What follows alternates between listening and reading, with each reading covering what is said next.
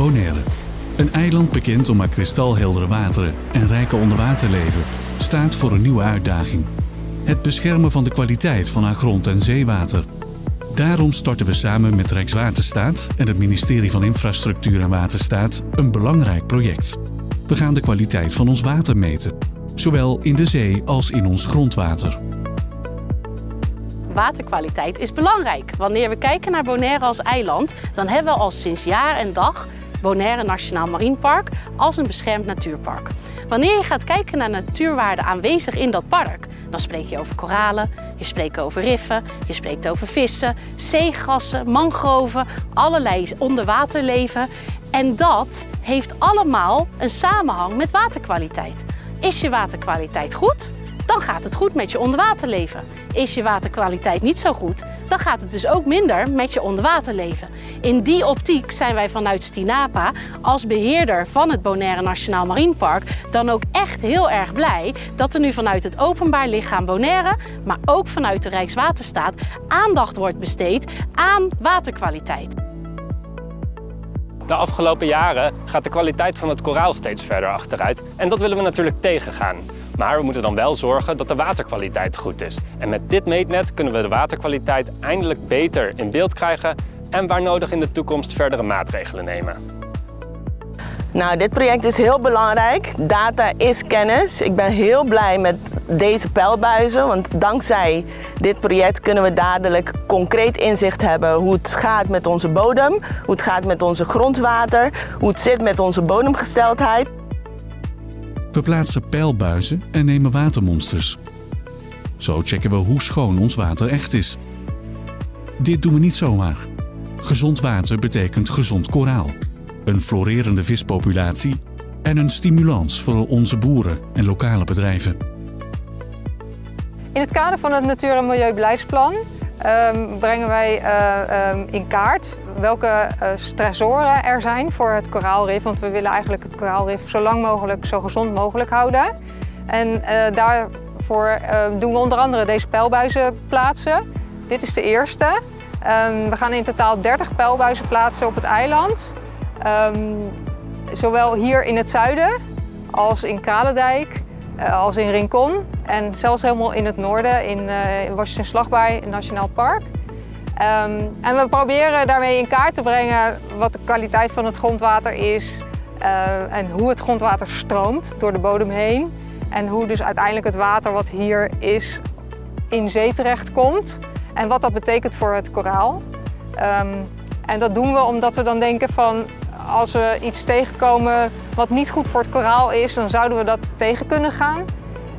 En we doen het ook omdat we zoveel mogelijk willen weten van de hydrologie op het eiland. En ook van de ontstaansgeschiedenis van het eiland. Dus we gebruiken die boringen ook voor de Rijksgeologische Dienst. En ook over de bodem zelf, zodat we ook kunnen kijken van hoe goed is de bodem voor bijvoorbeeld voedselproductie. Dat is niet een doel van het onderzoek, maar dat is wel iets wat we er ook mee kunnen doen. Dus het heeft voor Bonaire heel veel voordelen om deze pijlbuizen te plaatsen. En ja, ik ben er echt super blij mee dat we dit project gaan doen. Ja, we zijn een groot meetnet aan het opzetten om de kustwateren rondom Bonaire beter te kunnen meten. Dit is bijvoorbeeld het eerste meetpunt waarmee we het grondwater beter kunnen meten op het gebied tussen de kust en het land. Maar we gaan nog veel meer meten. We gaan ook zeewatermonsters nemen en we gaan een model maken om de oceaanstromingen beter in beeld te krijgen.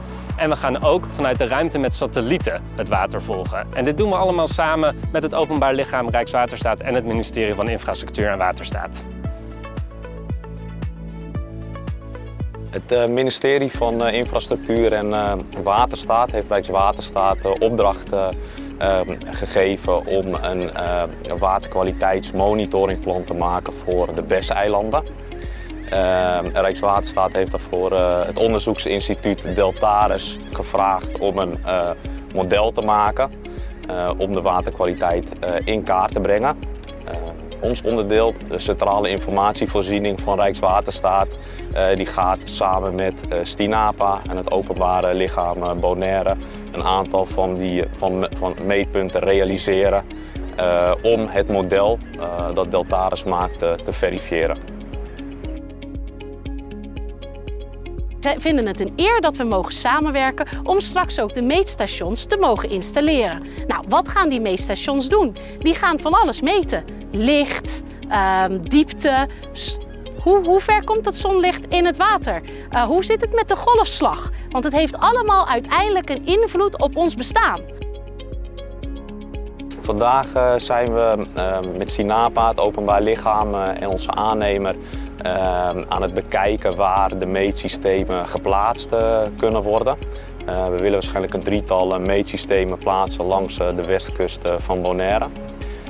Momenteel kijken we naar een aantal locaties. Die zijn ter hoogte van de cruise terminal, zoals achter ons ter hoogte van de marina en Kaya Tilburg. We gaan een paar keer per jaar watermonsters nemen en dat voor een langere periode. Dus die pijlbuizen die staan er nu en die blijven voorlopig ook staan. En we gaan ook zorgen dat mensen die pijlbuizen kunnen terugvinden op een kaart. En ook de resultaten van de metingen die we doen, dat mensen die kunnen zien en dat ze die kunnen opzoeken op het internet. We willen het marinepark beschermen, dus heel belangrijk om die kennis te hebben. Niet alleen voor de marinepark en dus toerisme en visserij, maar ook voor onze landbouw. Waar kunnen we het beste planten, waarom moeten we dat daar doen? Hoe lopen de waterstromen? Allemaal kennis die belangrijk is voor het eiland. Dus ik ben heel blij dat we dankzij steun van het ministerie van INW en Rijkswaterstaat dat we dit vandaag mogelijk kunnen maken. Want vergis je niet, natuur gaat uiteindelijk ook samen met ons bestaansrecht. En het hier kunnen zijn en het hier douche kunnen vertoeven op Bonaire. Door goed te controleren hoe schoon ons water is, helpen we ons water en koraal gezond te houden. Zo beschermen we samen ons kostbare water en koraal. Voor onszelf en de generaties na ons. Bonaire, ons kleine paradijs. Laten we er samen voor zorgen.